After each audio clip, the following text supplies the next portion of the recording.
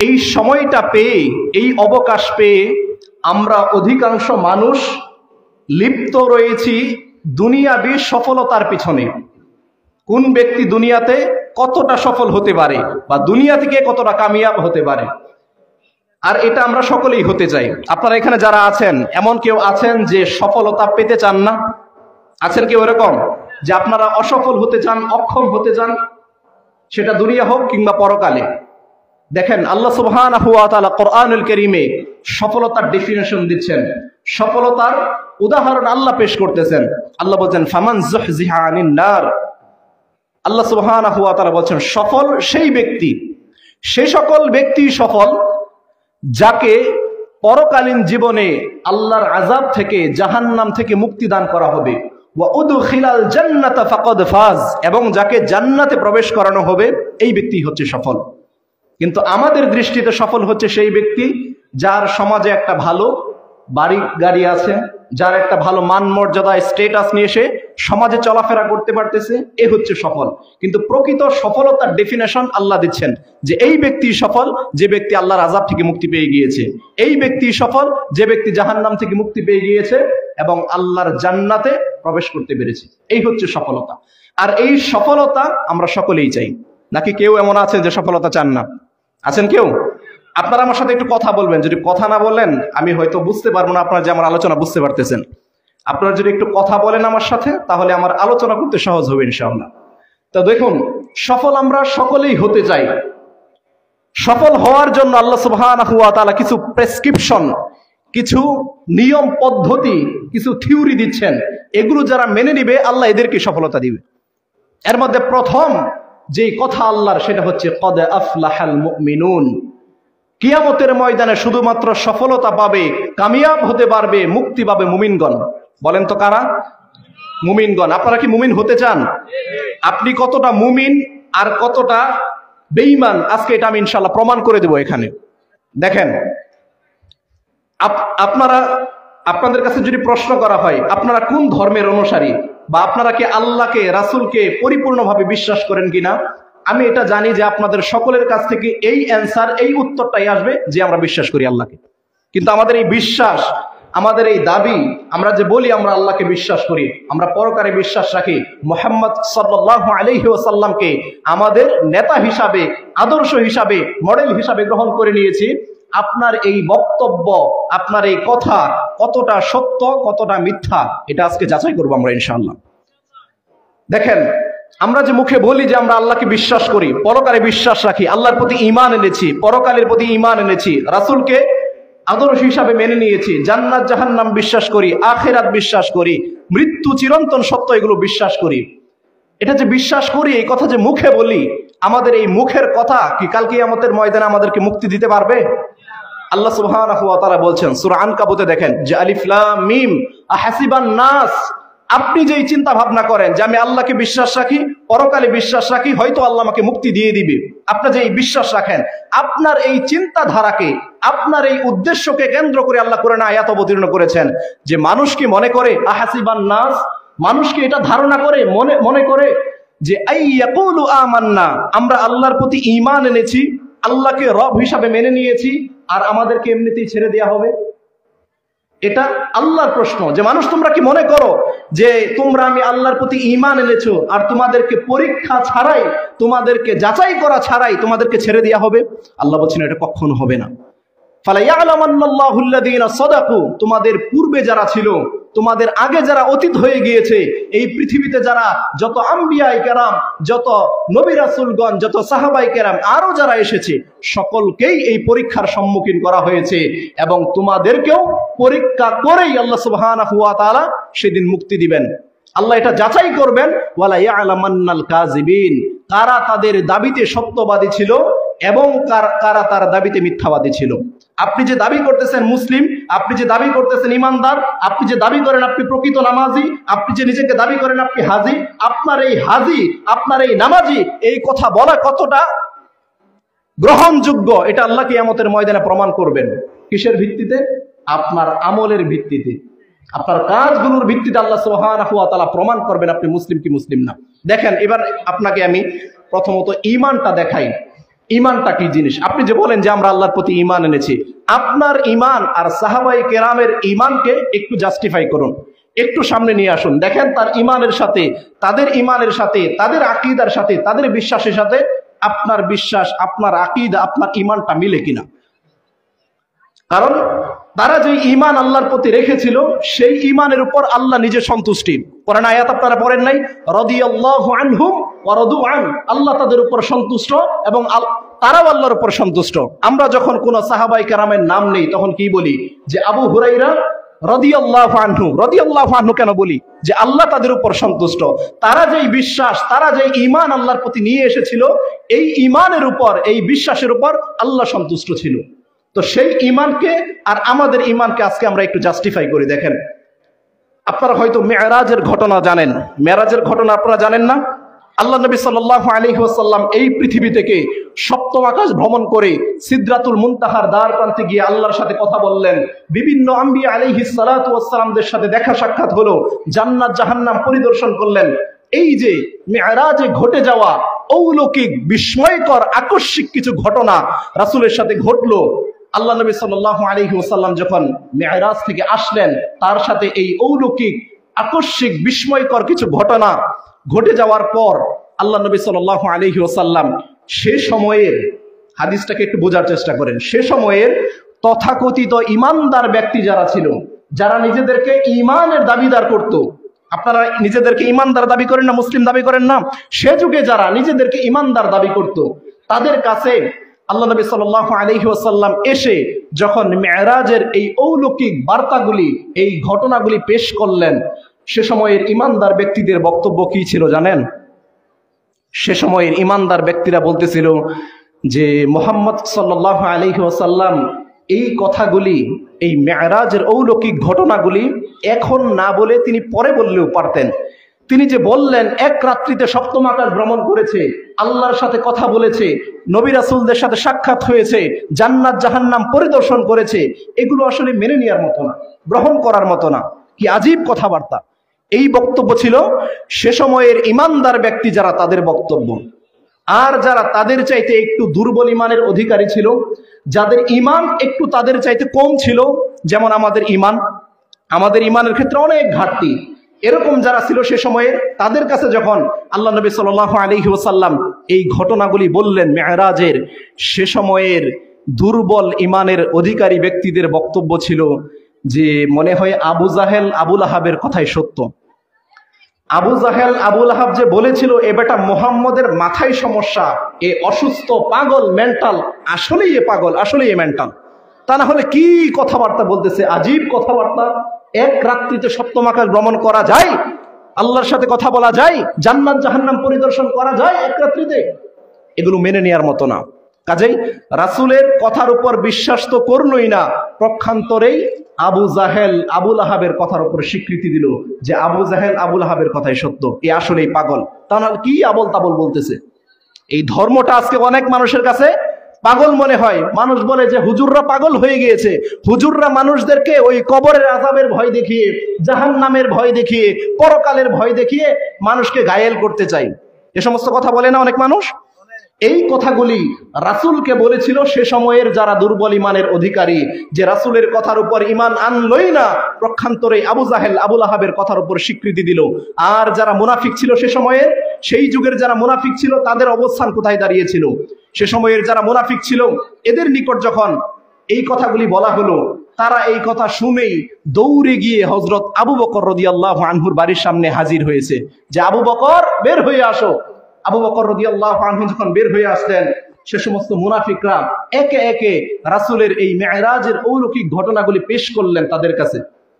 তখন আবু বকর রাদিয়াল্লাহু আনহু বলতেছেন যে মান ক্বালা হাযা, মান ক্বালা হাযা, কে বলেছেন এই কথা, কার বক্তব্য এটা? তোমরা যে এই অলৌকিক ঘটনাগুলি বললে, এটা তোমাদেরকে কে বলেছেন? তখন মুনাফিকরা বলতেছে যে আরে আব্দুল্লাহর বেটা মুহাম্মদ সাল্লাল্লাহু আলাইহি ওয়াসাল্লাম বলেছেন এই কথা। যখন মুনাফিকরা বলেছে যে আব্দুল্লাহর বেটা মুহাম্মদ বলেছেন এই কথা, আবু বকর রাদিয়াল্লাহু আনহু ঠান্ডা হয়ে, স্তব্ধ হয়ে সে বলতেছেন, যদি আব্দুল্লাহর বেটা মুহাম্মদ সাল্লাল্লাহু আলাইহি ওয়াসাল্লাম বলে থাকেন এই কথা, তাহলে আমি আবু বকর ইউসাদ্দিকুহু তা মনে প্রাণে বিশ্বাস করে নিলাম। সুবহানাল্লাহ। আপনার মুখ দিয়ে বের হয় না, কারণ আপনি তো বুঝেন না ঈমান কি, এটা আপনি বুঝেন না। আপনি তো নামাজ পড়েন কিন্তু ঈমান এখনো বুঝেন না। আপনি হজ করে ঠিকই এসেছেন, ঈমানের সংজ্ঞা আপনার কাছে নেই। আপনি বলতে পারবেন না ঈমান কি। যেই কথার উপর ঈমান আনলো না সে সময়ের যারা ঈমানদার ব্যক্তি ছিল তারা, যেই কথার উপর ঈমান আনলই না সে সময়ের দুর্বল ঈমানের অধিকারীরা প্রক্ষান্তরে আবু জাহেল আবু লাহাবের কথার উপর স্বীকৃতি দিল। যখন আবু বকর রাদিয়াল্লাহু আনহুকে বলা হয়েছে, আবু বকর রাদিয়াল্লাহু আনহু ডানে তাকাননি বামে তাকাননি, যে এটাও কি মেনে নেওয়ার মতো, এরকম কোন সংকোচ না করে নির্দ্বিধায় একত্ব চিত্তে তিনি বলেছেন, যদি মুহাম্মদ বলে থাকেন তাহলে সত্যই বলেছেন, আমি আবু বকর ইউসাদ্দিকুহু তা মনে প্রাণে বিশ্বাস করে নিলাম। এটা ছিল আবু বকর রাদিয়াল্লাহু আনহুর ঈমান।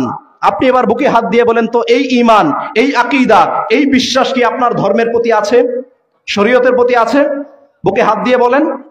কিন্তু আপনি তো নিজেকে মুসলিম দাবি করেন, আপনি তো নিজেকে নামাজি দাবি করেন, আপনি তো নিজেকে হাজি দাবি করেন, আপনি তো নিজেকে ইমানদার প্রকৃত মুসলিম হিসাবে মানুষের কাছে রিপ্রেজেন্ট করতেছেন। এই ঈমান যদি আপনার ভিতরে না থাকে তাহলে বাঁচার পথ নেই। আর ঈমানের সংজ্ঞা নেবেন। দেখেন রাসূলুল্লাহ সাল্লাল্লাহু আলাইহি ওয়াসাল্লাম মদিনায় বসে সাহাবীদেরকে নিয়ে সিদ্ধান্ত নিয়েছে যে এতদিনের মধ্যে তারা মক্কা বিজয় করে ফেলবে, মক্কা বিজয় করে মক্কায় এতদিনের মধ্যে তারা চলে যাবে। এই খবর একজন মুনাফিক ব্যক্তি সে মক্কায় পাঠিয়ে দিয়েছে যে মুহাম্মদ সাল্লাল্লাহু আলাইহি ওয়াসাল্লাম এতদিনের মধ্যে মক্কা বিজয় করে তারা মক্কায় চলে আসবে।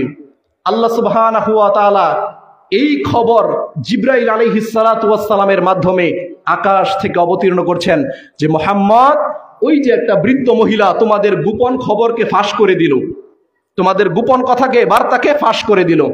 আল্লাহ নবী সাল্লাল্লাহু আলাইহি ওয়াসাল্লামের কাছে যখন এই ওহী আসলো, রাসূল সাল্লাল্লাহু আলাইহি ওয়াসাল্লাম এবার হযরত আলী রাদিয়াল্লাহু আনহুকে বলতেছেন, আলী জলদি উঠো, ঘোড়ার পিঠে উঠে যাও মক্কার পথে গিয়ে দেখো একটা বৃদ্ধ মহিলা, তার কাছে একটা চিরকুট আছে, একটা চিঠি আছে। এই চিঠির মধ্যে আমাদের গোপন তথ্য ফাঁস করে দেওয়ার চিঠি, এই চিঠিটা নিয়ে আসো। আলী রাদিয়াল্লাহু আনহু রাসূলুল্লাহ সাল্লাল্লাহু আলাইহি ওয়াসাল্লামের নির্দেশ ক্রমে আদেশ ক্রমে সে যাচ্ছেন মক্কার পথে, গিয়ে দেখতেছেন বৃদ্ধ মহিলা, একেবারে বৃদ্ধ মহিলা, গিয়ে বলতেছেন যে মা, আপনার কাছে একটা চিঠি আছে, একটা চিরকুট আছে, এই চিঠিটা আমাকে দিয়ে দিন। বৃদ্ধ মহিলা এবার বলতেছে, আল্লাহি বিল্লাহি তাল্লাহি, আল্লাহর কসম, মায়ের কসম, বাবার কসম, বংশের কসম, আমার কাছে কোনো চিঠি নেই। নেন, আপনি এবার কি করবেন? একদিকে রাসূল বলেছেন বৃদ্ধ মহিলার কাছে চিঠি আছে, অপরদিকে বৃদ্ধ মহিলা কসম খেয়ে বলতেছেন আমার কাছে কোনো চিঠি নেই। আলী রাদিয়াল্লাহু আনহু কি করবেন এখন বলেন তো? তখন মনে হয় আলী রাদিয়াল্লাহু আনহুর কাছে মোবাইল ফোন ছিল। জিয়া রাসূলুল্লাহ, ঘটনা তো উল্টা, যে মহিলার কাছে কোনো চিঠি নেই। মোবাইল ফোন ছিল তখন? মোবাইল ফোন তো তখন ছিল না, ছিল ঈমান, আকীদা, বিশ্বাস। আলী রাদিয়াল্লাহু আনহু বলতেছেন, আরে মহিলা বলিস কি, বলিস কি? আমার নবী বলেছেন তোর কাছে চিঠি আছে, তার মানে চিঠি আছেই তোর কাছে, জলদি চিঠি বের কর, তা না হলে লাউ উলকিয়ান্না সিয়াবাহু, তোর কাপড় খুলে ল্যাংটা করে উলঙ্গ করে তারপর তোর কাছ থেকে চিঠি বের করব। সুবহানাল্লাহ। বের হচ্ছে আপনার মুখ দিয়ে? এটা কিসের ভিত্তিতে বলেছিল? এই ঈমানকে আপনি পোষণ করেন অন্তরে? এই আকীদা, এই বিশ্বাস কি শরীয়তের প্রতি, কোরআনের প্রতি, রাসূলের সুন্নাহর প্রতি আছে আপনার? যদি থাকতো তাহলে মুসলিম সমাজের অন্তত কোনো ব্যক্তি নামাজবিহীন থাকতে পারতো না। যদি থাকতো তাহলে মুসলিম সমাজের কোনো ব্যক্তি দাড়িবিহীন থাকতে পারতো না। যদি এই ঈমান, এই আকীদা, বিশ্বাস যদি অন্তরে কারো থাকতো, সে তার এই পবিত্র মুখে কখনো ধূমপানের মতো নোংরা হারাম বিষয়বস্তু জড়াতে পারতো না, যদি এই ঈমান থাকতো। আপনি বলেন তো ঈমান আছে? আপনাকে দেখেন ঈমানটাকে কোথায় চাপা দেই। রাসূল সাল্লাল্লাহু আলাইহি ওয়াসাল্লাম বলছেন, সালাসাতুন কদ হারামাল্লাহু আলাইহিমুল জান্নাহ, তিন শ্রেণীর ব্যক্তির উপর আল্লাহ জান্নাতকে হারাম করেছেন। আপনাদেরকে বলতে হবে কয় শ্রেণী? জোরে বলেন, কয় শ্রেণী?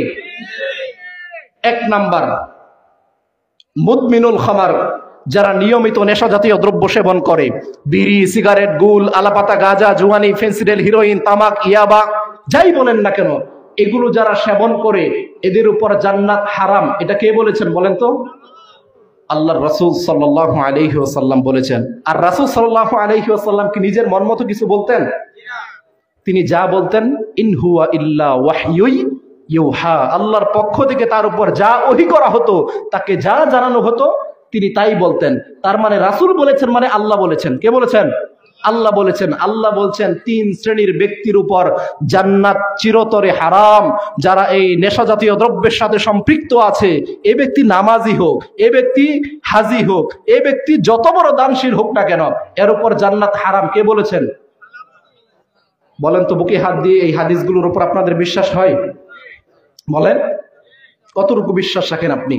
যদি এই হাদিসগুলোর উপর বিশ্বাস চূড়ান্ত থাকতো আপনার, তাহলে কোন সমাজের মধ্যে কোন নেশাখোর, কোন এই বিড়িখোর, সিগারেটখোর, স্মোকখোর খুঁজে পাওয়া যেত না। পাওয়া যেত?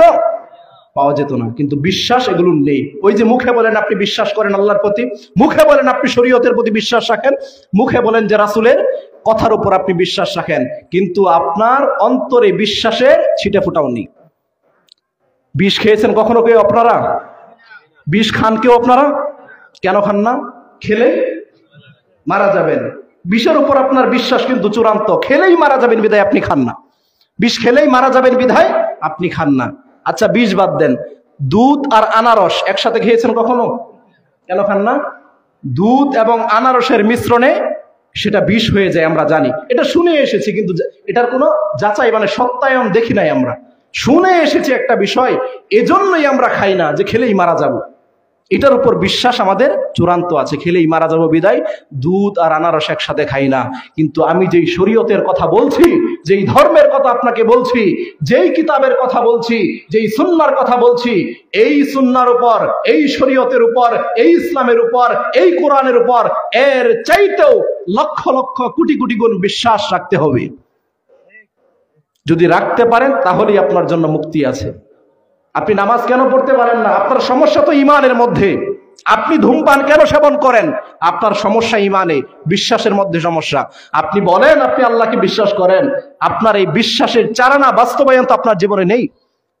আপনি তো আপনার জীবনটাকে আল্লাহর বিরুদ্ধাচরণের মধ্যে কাটিয়ে দিচ্ছেন। আল্লাহ সুবহানাহু ওয়া তাআলা যেগুলো নিষেধ করেছেন সে সমস্ত বিষয় আপনার ভিতরে দেখা যায়, আর আপনি বলেন যে আমি আল্লাহর প্রতি বিশ্বাস রাখি। লা হাওলা ওয়ালা কুওয়াতা ইল্লা বিল্লাহ, আস্তাগফিরুল্লাহ ওয়া আতুবু ইলাইহি। আপনার এই ঈমান কাল কিয়ামতের ময়দানে মুক্তি দিতে পারবে না, বা আপনার এই কার্যক্রম কাল কিয়ামতের ময়দানে প্রমাণ করবে আপনি আসলে আল্লাহর প্রতি কতটা বিশ্বাস রাখতেন, কতটা বিশ্বাস আপনি রাখতেন। কাজেই ঈমানকে, বিশ্বাসটাকে চূড়ান্ত করতে হবে, একান্ত করতে হবে। ঈমান যদি চূড়ান্ত হয় তখনই আপনার জন্য আমলগুলি করা সহজ হবে। রাসূলুল্লাহ সাল্লাল্লাহু আলাইহি ওয়াসাল্লাম প্রতিদিন রাতের বেলা ঘুমানোর সময় বলতেন, ওয়াকালু রব্বানা, হে আমার রব, সামি'না, আমি যা শুনলাম, ওয়া আতা'না, আমি তা মেনে নিলাম। আল্লাহ বলছেন গুফরানাকা রব্বানা ওয়া ইলাইকাল মাসির, মুহাম্মদ তুমি যদি শোনার পর সেগুলোকে তুমি মেনে নাও, সেগুলোকে সত্যায়ন করো, তাহলে আমি আল্লাহ তোমার জীবনের গুনাহ খাতাকে ক্ষমা করে দিলাম। গুফরানাকা রব্বানা ওয়া ইলাইকাল মাসির। আর আমাদের চরিত্র যদি এমন হতো, আল্লাহর দয়া আমাদের জন্য থাকতো। আমাদের চরিত্র যদি হতো যে আমরা শুনলাম এবং সেগুলোকে আমাদের জীবনে বাস্তবায়ন করলাম, আল্লাহ বলছেন গুফরানাকা রব্বানা ওয়া ইলাইকাল মাসির, আমি আল্লাহ তোমাদেরকে ক্ষমা করে দেব। কিন্তু অধিকাংশ মানুষের চরিত্র হচ্ছে এই যে এত ওয়াজ মাহফিল হচ্ছে, এই যে এত সেমিনার, এই যে এত কনফারেন্স, এই যে এত জালসা, এই যে এত জুমার খুতবায় বলা হচ্ছে, কে না জানে একজন মানুষকে মুসলিম থাকতে হলে 5 ওয়াক্ত সালাত অন্তত আদায় করতে হবে? এটা কে না জানে? সবাই জানে, কিন্তু এটার বাস্তবায়ন কোথায়? বাস্তবায়ন নেই। ওই যে শুনে যাচ্ছি কিন্তু জীবনে বাস্তবায়ন নেই। আপনার চরিত্র কেমন জানেন? ওই পশু প্রাণীর মতো। পশু প্রাণীকে আপনি যতই বুঝান, যতই বলেন না কেন, সে তার চরিত্র থেকে ফিরে আসবে কখনো? ফিরে আসবে না। এজন্যই আল্লাহ কোরআনে আয়াত এভাবেই নাজিল করছেন, উলাইকা কাল আনআম, এরা হচ্ছে পশু প্রাণীর মতো, বালহুম আদল, বরং এর চাইতেও নিকৃষ্ট এরা। এটা কাদেরকে বলেছেন? ওই সমস্ত মানুষদেরকেই যাদের কানে প্রতিনিয়তই বলা হচ্ছে সালাতবিহীন কোনো মানুষ মুসলিম থাকে না, হারামের সাথে সম্পৃক্ত থাকলে সে আর মুসলিম থাকে না, সুদ ঘুষের সাথে যে সম্পৃক্ত থাকে এর জন্য কাল কিয়ামতের ময়দানে আল্লাহর আযাব অপেক্ষমান।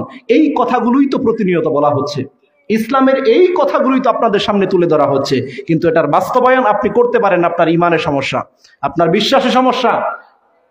তো আপনার এই ঈমান কাল কিয়ামতের ময়দানে আল্লাহ পরীক্ষা করে নেবেন এভাবেই। আপনি যে বলতেন যে আমি ঈমানদার, আমি মুসলিম সমাজে বসবাস করেছি, এটা কতটা সত্য ছিল কতটা মিথ্যা আল্লাহ এটা প্রুফ করবেন কিয়ামতের ময়দানে। এজন্যই বাঁচতে হলে আল্লাহ সুবহানাহু ওয়া তাআলার কাছে আমাদের ঈমানটাকে পরীক্ষার জন্য আমল করে দেখাতে হবে যে আল্লাহ আমি মুখে বলেছি আমি ঈমানদার এবং এগুলোকে বাস্তবায়ন করেছি। কে না জানে 5 ওয়াক্ত সালাতবিহীন কোনো মানুষ মুসলিম থাকে না? কে না জানে এটা? কে না জানে যে দাড়িগুলোকে ছেড়ে দিয়া, দাড়িগুলোকে রেখে দিয়া এটা রাসূলুল্লাহ সাল্লাল্লাহু আলাইহি ওয়াসাল্লামের সুন্নাহ? কিন্তু আপনি তো নিজেকে মুসলিম দাবি করেন, আল্লাহকে বিশ্বাস রাখেন, তাহলে আপনার মুখের দাড়ি কিভাবে জড়ে গেল? আপনি কিভাবে বেনামাজি হতে পারেন? আপনার ইনকাম, আপনার চলাফেরা কিভাবে হারাম পন্থাই হতে পারে? আপনার পরিবার কিভাবে বেপরদায় চলতে পারে? কিভাবে চলতে পারে? লা হাওলা ওয়ালা কুওয়াতা ইল্লা বিল্লাহ। তার মানে আমাদের দাবি যেটা যে মুসলিম, আমরা ঈমানদার, আমরা কাল কিয়ামতের ময়দানে পার পেয়ে যাব, আল্লাহ মুক্তি দিয়ে দিবেন। আপনি বলেন তো আপনার এই ঈমান দিয়ে কাল কিয়ামতের ময়দানে পার পাবেন, মুক্তি পাবেন? অসম্ভব কথা, মুক্তি পাবেন না। আর যদি কেউ এরকমটা মনে করেন যে আমরা আহলে হাদিস সালাফি, আমরা কাল কিয়ামতের ময়দানে হয়তো মুক্তি পেয়ে যাব, আপনার এই চিন্তা ভাবনাও ভুল। আমরা অনেক সালাফি ভাইদেরকে দেখছি, অনেক আহলুল হাদিসদেরকে, যারা মনে করে যে আমরা তো আহলুল হাদিস, আমরা তো সালাফি মানহাজের, আমরা কাল কিয়ামতের ময়দানে মুক্তি পেয়ে যাব। আপনার এই দাবি দিয়ে আপনি কাল কিয়ামতের ময়দানে পার পাবেন না। আপনাকে পার পেতে হলে আমল দিয়ে বাস্তবায়ন করে দেখাতে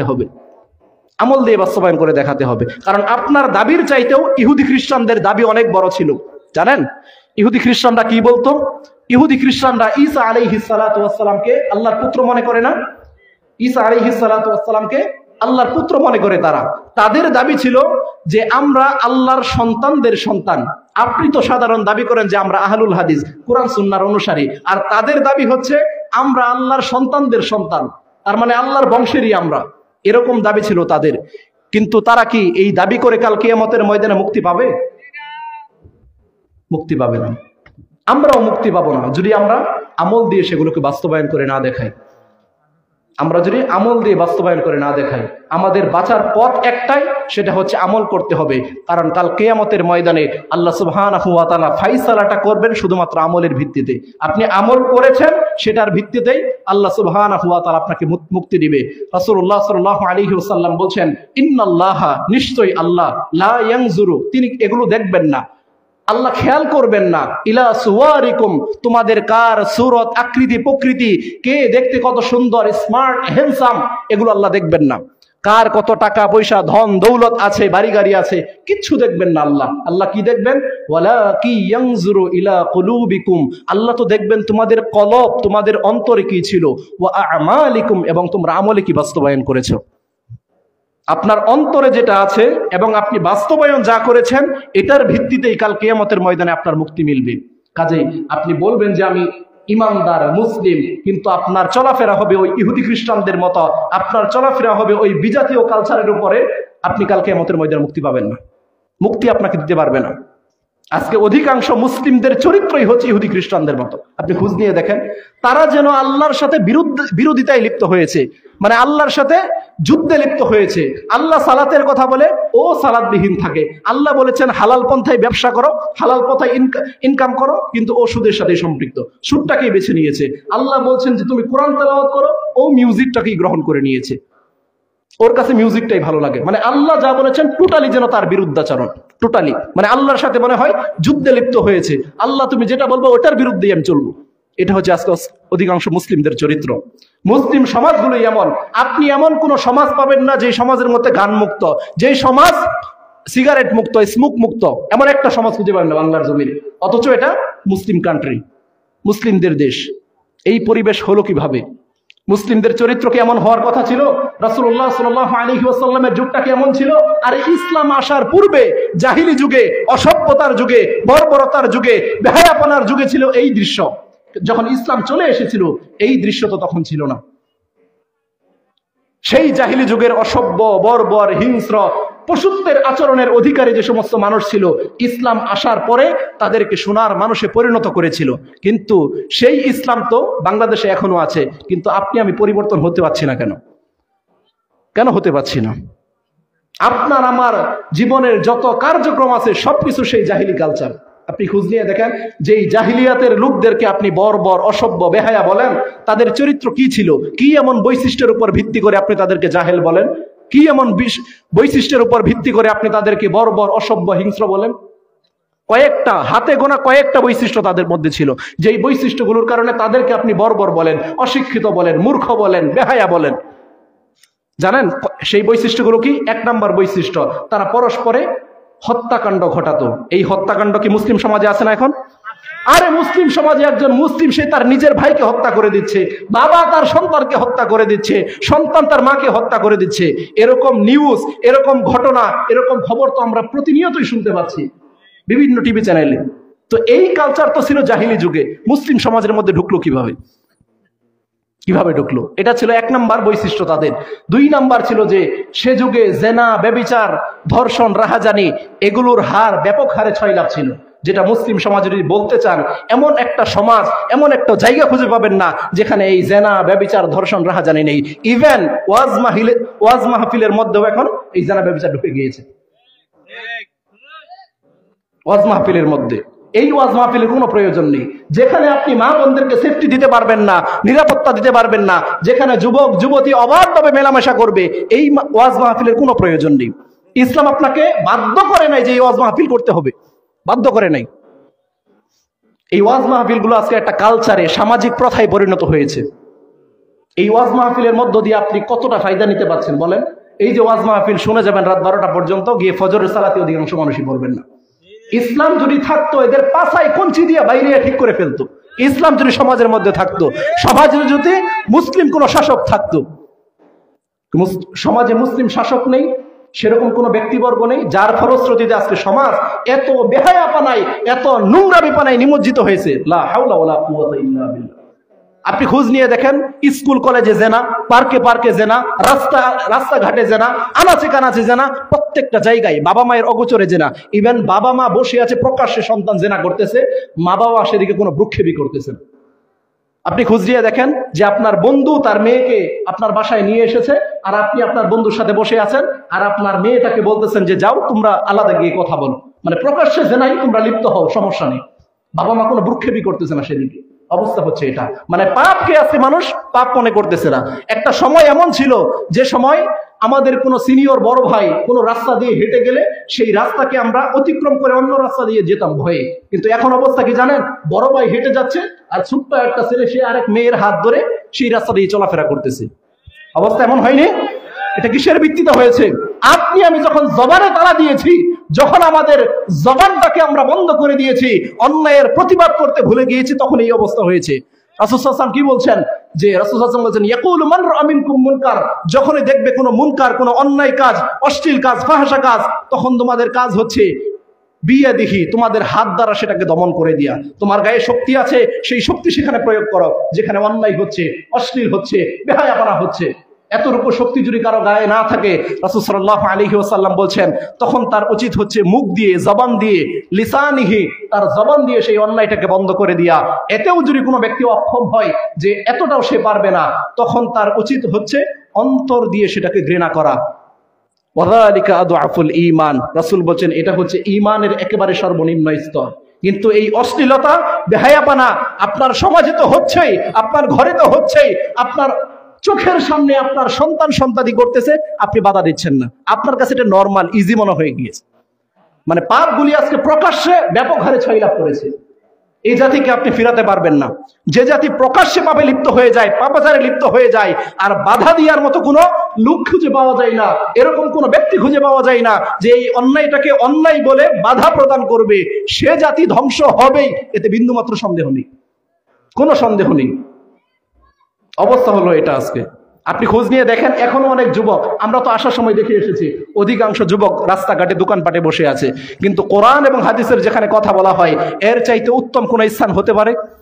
কিন্তু এই কোরআন হাদিসের ওয়াজ মাহফিল যে আজকে হবে, এই ঘোষণা কি আগে হয়নি যেখানে কোরআন হাদিসের মাহফিলের আয়োজন করা হয়েছে? কিন্তু যারা এখনো সেদিকেই বসে আছে, ওই বিড়ি সিগারেট নিয়ে বসে আছে, নারীর পিছনে ছুটতেছে, দোকানপাটে ছুটতেছে, নেশার পিছনে ছুটতেছে, এরা কোন ঘরের সন্তান বলেন তো? কোন মুসলিম ঘরের সন্তানেরা? লা হাওলা ওয়ালা কুওয়াতা ইল্লা বিল্লাহ, লা হাওলা ওয়ালা কুওয়াতা ইল্লা বিল্লাহ। মানে পাপাচার যখন প্রকাশ্যে চলে আসবে তখন এই জাতি ধ্বংস হবেই, এতে বিন্দুমাত্র কোনো দ্বিধাবোধ নেই, ধ্বংস হবেই হবে। আলহামদুলিল্লাহ, আপনাদের সম্মানিত প্রধান আলোচক ইতিমধ্যে চলে এসেছেন। আমি কথাকে সামনের দিকে নিয়ে যাওয়া এটা বেয়াদবি মনে করতেছি। ওনাকে আমি নানা বলে সম্বোধন করি, উনি আমাকে অনেক স্নেহ করেন এবং আমি ওনাকে অনেক রেসপেক্ট করি। তো আপনারা মন খুলে প্রাণ খুলে আলোচনা শুনবেন। আমি যে কথাগুলি বললাম অগোছালো কিছু কথাবার্তা, তো এই কথাগুলোর মধ্যে আমাদের জন্য যে কল্যাণ আছে, আল্লাহ সুবহানাহু ওয়া তাআলা সেই কল্যাণ আমাদেরকে দান করুন, আল্লাহুম্মা আমিন। যদি কোনো অকল্যাণকর বিষয়বস্তু থাকে আল্লাহ সুবহানাহু ওয়া তাআলার কাছে আমরা প্রথমেই ক্ষমা চেয়ে নিচ্ছি, আল্লাহ আপনি আমাদেরকে ক্ষমা করুন। এবং আমার কথার দ্বারাই হয়তো কিছু কটু কথা আপনাদেরকে বলেছি, কিন্তু বাস্তবিক মুসলিম সমাজের চিত্র কিন্তু এটাই, এজন্য বলে ফেললাম। কেউ যদি কষ্ট পেয়ে থাকেন আল্লাহর রাস্তায় আমাকে ক্ষমা করে দিবেন। তো আমি আমার আলোচনা সামনের দিকে নিয়ে যেতে চাচ্ছি না, আর এখানে শেষ করতে যাচ্ছি। এর আগেই একটা ঘোষণা আপনাদেরকে দেই, অত্যন্ত আনন্দের ব্যাপার হচ্ছে আগামী বুধবার 27শে নভেম্বর, আপনারা হয়তো ইতিমধ্যে অনেকে অবগত হয়েছেন, এরপরও জানিয়ে দিচ্ছি, একলারামপুর বড়বাড়ি জামে মসজিদ এবং দাওয়াত সেন্টার কর্তৃক আয়োজিত বাৎসরিক ইসলামিক ওয়াজ মাহফিল। উক্ত ইসলামী ওয়াজ মাহফিলে প্রধান আলোচক হিসাবে থাকবেন শেখ ডক্টর মোকাররম বিন মুহসিন আল মাদানী হাফিজাহুল্লাহ ওয়া রাআহ, এবং প্রধান আকর্ষণ হিসাবে থাকবেন আপনাদের সকলের সুপরিচিত বিশিষ্ট মিডিয়া ব্যক্তিত্ব মুহতারাম জামশেদ মজুমদার। আপনাদের কাছে বিনীত দাওয়াত থাকবে, উদারত দাওয়াত থাকবে যে আপনারা সকলেই সেখানে যাবেন এবং কোরআন এবং সহিহ সুন্নাহর আলোচনা শ্রবণ করবেন। আমি এই বলে আমার বক্তব্য এখানে শেষ করছি। আসসালামু আলাইকুম ওয়া রাহমাতুল্লাহি ওয়া বারাকাতুহু।